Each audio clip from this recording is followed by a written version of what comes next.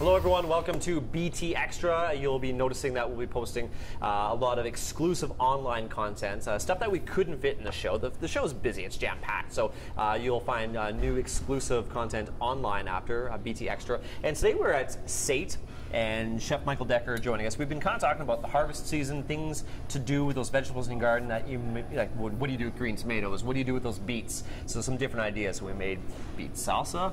We did fried green tomatoes, but you were saying that there is another great way to use it for green tomatoes, and that is green tomato relish. There you go. So just another condiment. I don't know if you guys are like me. I love condiments. That's what my whole fridge is made out of. So this is just another dynamic. So again, it has that tomato punch to it, but something just a little bit different because it is that unripened tomato. So we're going to start with just some diced onions. We're going to start those off in our pan pretty hot. And we're basically going to caramelize those onions, but we're going to caramelize them using sugar. So I'm going to start almost a sugary base to it, and then we're going to deglaze the pan with some actual vinegar. So it almost ends up like a gastrique of sorts. So think of a sweet sour concept. So that's some oil. So a little bit of oil in here. And this is olive oil. I always cook with olive oil at home. You could do vegetable oil, grapeseed oil. It doesn't really matter. What's the big difference with, like, I use vegetable. What's the difference between vegetable and your olive oil? Olive oil, obviously, better health.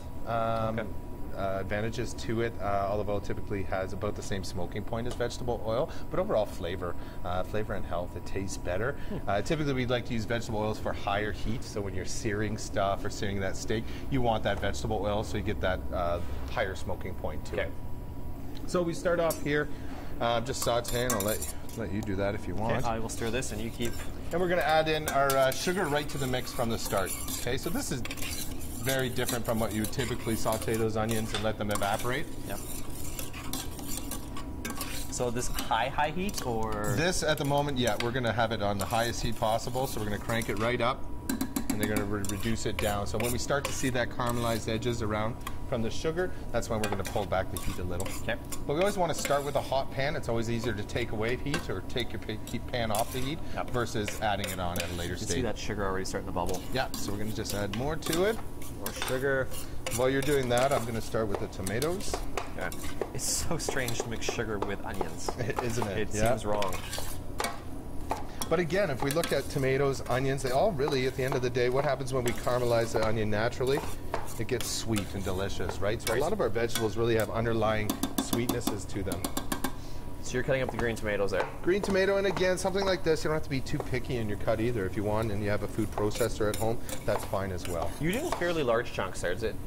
I like my condiments robust. If I have a green tomato, I want to be able to taste that green tomato and get the texture from it as well. Obviously, after we cook this down a little, it's going to soften, but we still want that little bit of bite from those green tomatoes. Is there any tomatoes that you have to use, or can you use any green tomatoes? Any green tomatoes are fine. Yeah. Still stirring this up there. So we're going to add in our green tomatoes at this stage. Okay. Okay, so we have a slight caramel. The onions are really starting to break down. They're becoming sweet. Obviously, with the addition of the sugar, that helps. Then to that, we're going to add our vinegar. In this case, we're using a rice vinegar, so just a milder flavor to it. And it's about equal amounts of sugar to vinegar.